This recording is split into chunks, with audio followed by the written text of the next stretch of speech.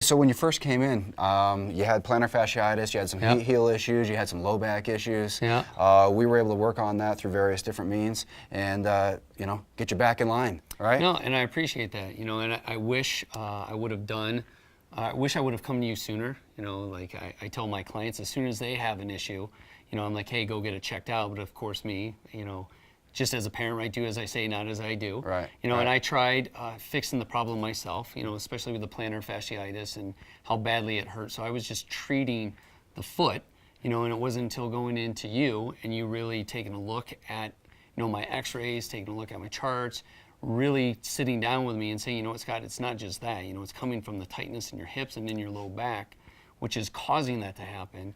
And then you giving me a treatment plan, not only there, but you knowing how busy my schedule is and saying, all right, listen, like, here's the deal. We're going to treat you this way here.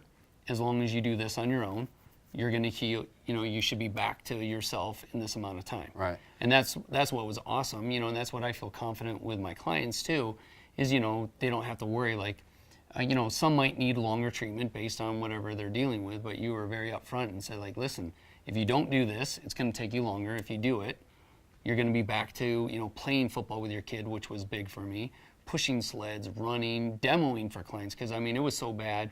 I had a hard time showing clients how to do certain movements just because of the flare-up. And, since incorporating everything you taught me, I can't remember the last time I had a flare-up.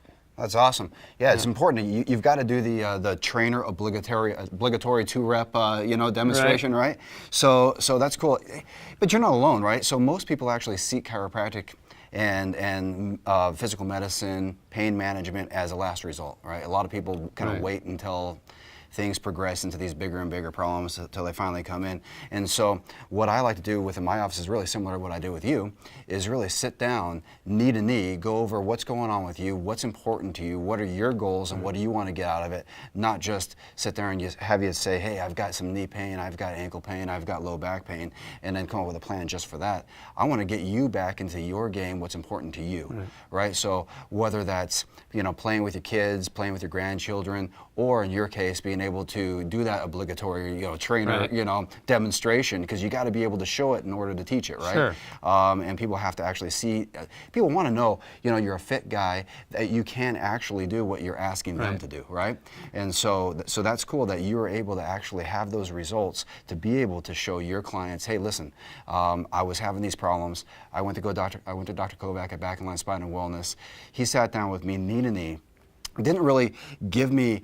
A lot of times within healthcare these days, it's an everybody and all approach. Hey, you go to your medical doctor about, say, a low back problem. What are they going to do for you? A prescription, a pill, a drug, and a handout. Right? Hey, try these exercises, right? And that's not where healthcare is these days. It's not an everybody and all approach. Right. It's really a knee-to-knee consult to find out what's important to that person, because what's going on with you, it might be different than you, it might be different than you, right? Yeah. So we want to make sure that we're gearing our care specifically towards that individual and what they want to get out of it. Right, and so we'll make those recommendations specifically for them. We'll do our best to fit it, fit it into their schedule. But ultimately, we're going to give it to you straight and tell you, hey, this is what you need to do to get where you need to be. Do it or don't do it. It's ultimately up to you. But I still feel that we're going to give it to you direct, and that's what we did with you. No, and it's been great. Not only with me though, but I've referred a number of clients over to you. This one here. Yeah, that one right there. Yeah, and absolutely. I mean, for you to be able to share what's going on with them, of course, with their permission with me, has been words can't put into it, because again, I know I don't know what I don't know, right? And I don't again have those modalities you do to take x-rays, to send them to get an MRI, to whatever they may need. Kind of going with that though, right? Exactly. So you sent her in, she has a structural misalignment, you have scoliosis in your back, right? So we've got this curve that goes on your low back, and instead of having a trainer that continually just said tough through it, push through it, and loading up more weight on a axial loading, which is like squats, and pushing more down into this curved spine, causing more inflammation and potentially over a long period of time more degeneration. We were able to actually create mobility and decrease any future problems that could happen. So due to the referral there, we're able to get you you know, onto what you're loving to do, which is singing and you know, being an actress and writing now a song about your scoliosis. Yep, Right. exactly. Yeah.